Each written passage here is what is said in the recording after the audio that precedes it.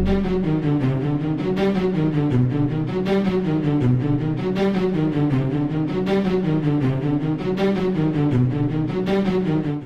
Friends, welcome to our channel Harindra Hari 5366. భీముడు దుర్యోధనుడితో యుద్ధానికి వెళ్లే ముందు దుర్యోధనుని ఓడించగలనా లేదా అని సందేహం ఉన్నప్పుడు శ్రీకృష్ణ పరమాత్ముడు భీమునికి ఒక ఉపదేశం ఇచ్చిన తర్వాత భీముడు చంద్రగిరి దగ్గరలో ఉన్న ఒక కొండ దగ్గరకు వచ్చి ఇక్కడ యాగాన్ని నిర్వహించి యాగ ఫలితం చేసిన తర్వాత దుర్యోధనుడితో పోరాడి దుర్యోధను ఓడించాడండి. ఈ గుడి అయితే చాలా వరకు ఎవరికైతే తెలియదు. ఇది చంద్రగిరి దగ్గరగా చంద్రగిరి కోట వెనకాల వైపు ఉంటుంది. చాలా పురాతనమైన గుడి. మీరు వెనకాల చూసారంటే అది కనబడుతుంది. ఇప్పుడు మనం ఆడికే వెళ్దాము. భీముడు యాగం చేసిన ఆనవాళ్ళు కూడా చాలా వరకు ఉన్నాయంటున్నారు. ఒకసారి మనం అక్కడికి వెళ్ళామంటే ఆ ప్రదేశం ఎలా ఉంది, ఆ ఆనవాళ్ళు ఎలా ఉన్నాయో ఒకసారి చూద్దాము. ఇక్కడే భీముడు తపస్సు చేసి యాగం నిర్వహించి సంపూర్ణంగా పూర్తయిన తర్వాత దుర్యోధనుడితో యుద్ధానికి వచ్చాడంట. చాలా మందికి అయితే అసలు ఇటువంటి గుడి ఒకటి ఉందనేది కూడా చాలా వరకు అయితే చాలా మందికి తెలియదు. నాకు కూడా ఈ మధ్యనే తెలిసింది. ఇక్కడ తెలిసిన ఒక వ్యక్తి అయితేసరికి ఇక్కడ మన దగ్గర ఒక పురాతన ద్వాపర యుగం నాటికి సంబంధించిన చారిత్రకమైన విషయం అయితే ఒకటి ఉంది.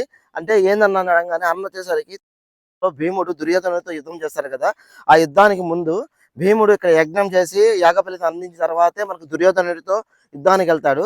ఆ ఆనవాళ్ళు అయితే కూడా ఇంకా ఉన్నాయి. భీముడు యాగం చేసిన తర్వాత వచ్చిన బూడిద ఉన్నాయి కదా, ఆ బూడిద కూడా మీకు అక్కడక్కడ ఆనవాళ్ళు కనబడుతున్నాయంట. అది చాలా వరకు ఉంది. ఇంత ఎగ్జైటింగ్, ఇంత పురాతన గుడి అయితే ఇప్పటిదాకా అయితే మనకి ఇది తెలిసి ఉండదు.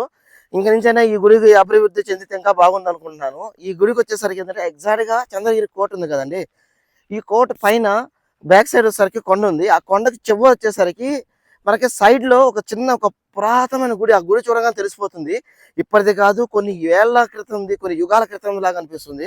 చాలా పురాతన గుడి. ఇప్పుడు మనం ఆ గుడికే వెళ్తున్నాము.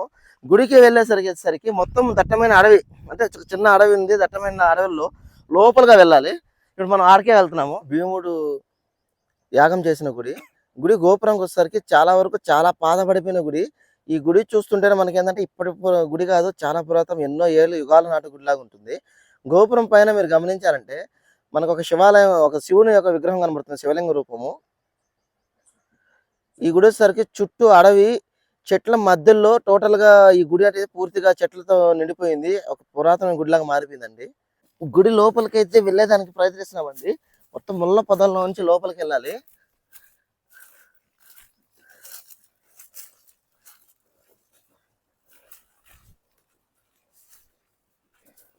పూర్తిగా శిథిలమైపోయిన ఆలయ ప్రధాన ద్వారము. అంటే ఈ ఆలయం చరిత్రకు వచ్చేసరికి ఎన్నో యుగాల క్రితం, అంటే మాక్సిమం ఈ ఆలయం వచ్చేసరికి ద్వాపర యుగం నాటి ఆలయము. ఈ గుడిలో వచ్చేసరికి నిధులు ఉన్నాయి, గుప్త నిధులు ఉన్నాయని చెప్పి ఇక్కడ ఉన్న వాళ్ళందరికీ తెలుసు. చాలా వరకు ఏంటంటే ఈ గుడి గుప్త నిధుల కోసము తవ్వకాల్లో చాలా వరకు ధ్వంసం అయిపోయింది. మీకు మిగిలిన గుడి మాత్రమే మన పక్షంగా చూస్తుంది. ఈ గుడికి అయితే రాకపోకలు పూర్తిగా నిషేధించేసి ఉన్నారు.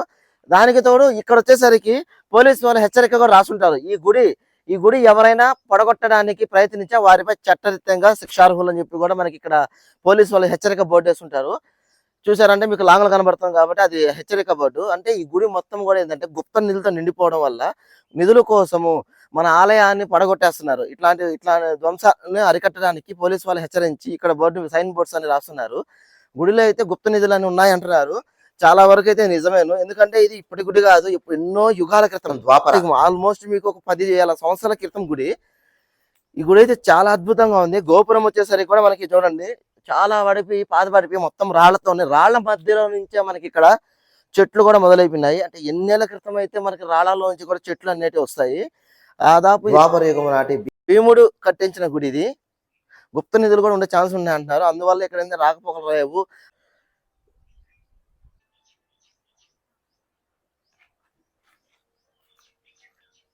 ఈ గుడి గాలి గోపురం నుంచి లోపలికి వెళ్దాము. లోపల గుడి ఎలా ఉంది, ధ్వంసం అయిపోయిందా, మిగిలిన గుడి ఏంటి, గుప్త నిధుల కోసం దాడి జరిగి ఇది కాకుండా చాలా వరకు ఈ గుడిని పట్టించుకోక మిగిలిన గుడి వరకే మనం చూస్తున్నాము. ఇది వచ్చేసరికి ఆలయంలోకి వచ్చేదానికి ముఖద్వారం వచ్చిన గాలి గోపురం అండి. ఇందాక మీకు శివలింగం చూపించాం కదా, ఈ గోపురం మీదే పైన ఉంటుంది, ఆ పైన ఉంటుందండి. ఆ పైన శివలింగం ఉంటుంది. అది లాంగ్ నుంచి చూస్తే మీకు ఇందాక చూపించింది. ఇక్కడ ఏంటంటే గుడి కూడా పూర్తిగా శిథిలం అయిపోయిందండి, ఏమీ లేదు. మనకున్న ఒక రాజగోపురం మాత్రమే మిగిలింది. ఈ రాజగోపురం కూడా మన ప్రభుత్వం చొరవ చేసుకొని పోలీసు వాళ్ళు హెచ్చరించడం వల్ల మనకి ఈ గోపురం కూడా మిగిలింది. లేకుంటే ఇది కూడా పూర్తిగా శిథిలం అయిపోయిండేది. ఇది రాజగోపురం. రాజగోపురం నుంచి లోపల రాగానే మనకు ఆలయం అయితే ఉండాలి. ఆలయం అయితే పూర్తిగా ధ్వంసం చేస్తున్నారు. గోపురం నుంచి ముందుకు రాగానే మనకి ఇక్కడ అమ్మవారి ప్రతిరూపం, అదే నాగాలమ్మ అని చెప్పి ఇక్కడ పూజ చేస్తుంటారు. అమ్మవారి ప్రతిరూపం పెట్టి ఇక్కడ ఏటా ఒకసారి పూజ చేస్తారు. ఇదంతా వచ్చేసరికి ఒకప్పటి ఆలయము ఉన్న ప్లేసు. ఇది మీరు గమనించండి, ఇక్కడ వచ్చేసరికి శిథిలాలు, కాంపౌండ్ వాల్, అంటే చుట్టూ గుడి యొక్క ప్రహరీ గోడ కనబడుతుంది కదా, ఈ రాళ్ళేన మన ప్రహరీ గోడ. ఈ ఆలయం అయితే పూర్తిగా ధ్వంసం చేయడం వల్ల మనకి ఏమీ లేదు. ఆలయం అయితే ఏమీ లేదు, పూర్తిగా నేలమట్టం అయిపోయింది. మిగిలింది ఈ ఒక్క రాజగోపురం మాత్రమే. పూర్తిగా నేలమట్టం అయిపోయిన తర్వాత మిగిలిన ఆలయాలు, శిబిరాలు మాత్రమే ఉన్నాయి. భీముడు నిర్మించిన గుడి అండి, శివాలయము. దుర్యోధను ఓడించే దానికోసం ఇక్కడ యాగం నిర్వహించి, యాగ ఫలితం పూర్తయిపోయిన తర్వాత పోయి దుర్యోధనుడితో యుద్ధం ఆడి దుర్యోధను సంహరించారు. మీరు ఇక్కడ దూరంగా చూసారంటే గుడి యొక్క కాంపౌండ్, అంటే చుట్టూ గుడి యొక్క ప్రహరీ గోడ కూడా మనకు కనబడుతుంది. మొత్తం ఇక్కడ ఏంటంటే ఈ పట్టించుకునే వాళ్ళు లేక టోటల్ గా ఈ గుడి అనేది పూర్తిగా నేలమట్టం అయిపోయి అడవితో చెట్లతో పూర్తిగా నిండిపోయింది. అందులోని ఇక్కడ వచ్చేసరికి ఏంటంటే గుప్త నిధుల కోసం తవ్వకాలు ఎక్కువ జరగడం వల్ల గుడి అనేది ఇంకా పూర్తిగా నాశనం అయిపోయి నేలమట్టం చేస్తున్నారు.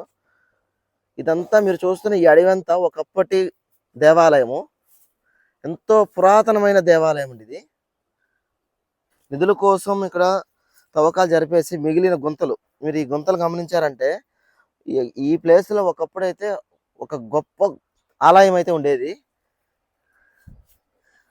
చాలా వరకు నిధుల కోసం, గుప్త నిధుల కోసం తవ్వకాలు జరిపేస్తున్నారు. మీరు అక్కడ కనబడిస్తున్న రాళ్ళంతా కూడా అంటే ఒకప్పటి గుడి యొక్క అవశేషాలు, పునాదులండి.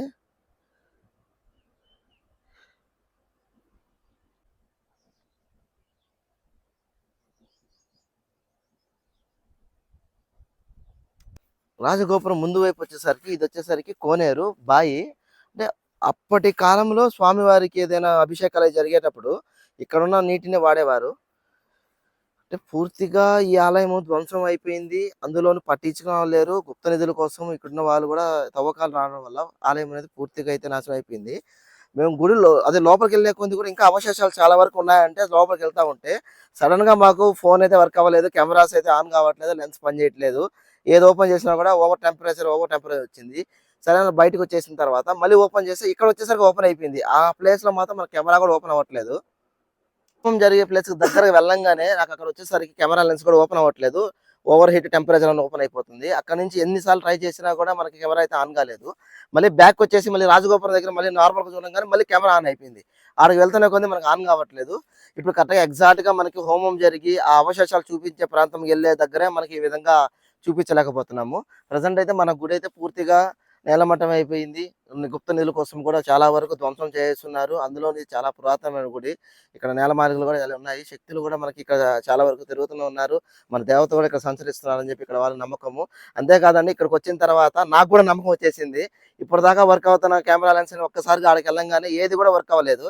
ఎన్నిసార్లు ఆన్ చేసి స్విచ్ ఆఫ్ చేసి ఆన్ చేసినా కూడా మనకు అసలు ఎటువంటి ఫలితం లేకపోయింది. సరే అని చెప్పి బయటకు వచ్చేసిన తర్వాత జస్ట్ ఆ నార్మల్గా ఆన్ చేయగానే మళ్ళీ వర్క్ చేయడం స్టార్ట్ చేసి నార్మల్గానే ఉంది. లోపలైతే నిజంగానే శక్తులు ఉన్నాయి. మన దేవతలు, మన పూర్వీకులు కూడా ఇక్కడ ఉన్నారు. నాకైతే నమ్మకం కలిగింది. ఇక్కడ కూడా మీకు గమనించారైతే మనకి గోపురం పై భాగంలో మనకి శివలింగం కనబడుతుంది. ఈ ఆలయంలో కూడా మొగలి రేకులు ఎక్కువ ఉన్నాయంట. అంటే మిడిల్ ఆకులు ఏదో ఉంటాయంటండి, ఆకు సైజులో ఉంటుందంట పాము. ఆ పాము కుట్టిందంటే వాటికి విరుగుడు కూడా లేదంటున్నారు. ఆలయం యొక్క వెనకాల ప్రహరీ గోడ వైపు ఉన్నాము.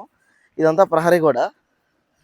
లోపల మీకు భీముడు తపస్సు చేశాను కదా, ఆ భీముడు తపస్సు చేశాను ప్రాంతము మీకు అవశేషాలు చూపిద్దామని వెళ్ళినప్పుడే నాకు ఇక్కడైతే ఓపెన్ అవ్వట్లేదు. మన వాళ్ళు కూడా వెళ్ళొద్దు, శక్తులు అన్నీ ఉన్నాయి, అక్క దేవతలు ఉంటున్నారు. అందులో ఏంటంటే భీముడు స్వయంగా తన చేతులతో నిర్మించిన గుడి శివాలయం కాబట్టి ఈ ఆలయ సంరక్షణ కోసము పంచభూతాలు ఉంటాయి, స్వామివారి యొక్క కాపలాదారులు ఉంటారని చెప్పారు. సర్లే మనకి కూడా కొంచెం ఇబ్బందే కాబట్టి చెప్పి కొంచెం చూసుకొచ్చేసాము. ఆడికి వచ్చినాక కెమెరా వర్క్ అవ్వలేదు, అది నిజమైంది. అందువల్ల బయటకు వచ్చేసాను. బయట నుంచి చూపిస్తాను ఇప్పుడు వెనకాల వైపు ఉండే వ్యూ. ఈ సైడ్ నుంచి చూసేసరికి ఇది ప్రహరీ గొడవ.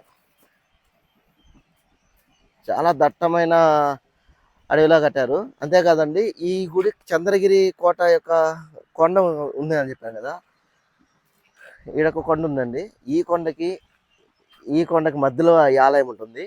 ఈ కొండ వెంబడించి నేరుగా వెళ్ళామంటే మనకి చంద్రగిరి కోట వస్తుంది. అట్లా నేరుగా వెళ్ళిపోయామంటే ఫ్రెండ్స్ చూసారు కదండి, భీముడు తపస్సు చేసి యజ్ఞం నిర్వహించిన తర్వాత ఇక్కడ శివుని యొక్క ఆలయం నిర్మించిన తర్వాత స్వామివారికి ప్రత్యేక పూజలు చేసి తర్వాత దుర్యోధనుడితో తలబడి దుర్యోధనుడిని సంహరించిన గుడి అండి ఇది. ఈ గుడి అయితే చాలా పురాతనమైన గుడి. ఈ వీడియో మీకు నచ్చినట్టయితే లైక్ చేసి షేర్ చేసి కామెంట్ చేయండి. కొత్త వాళ్ళు ఎవరైనా చూస్తున్నా కూడా ఈ వీడియోని లైక్ చేసి షేర్ చేసి కామెంట్ చేసి సబ్స్క్రైబ్ చేయండి. Please subscribe me Harendra Hari 5366 Hari free time Telugu traveller.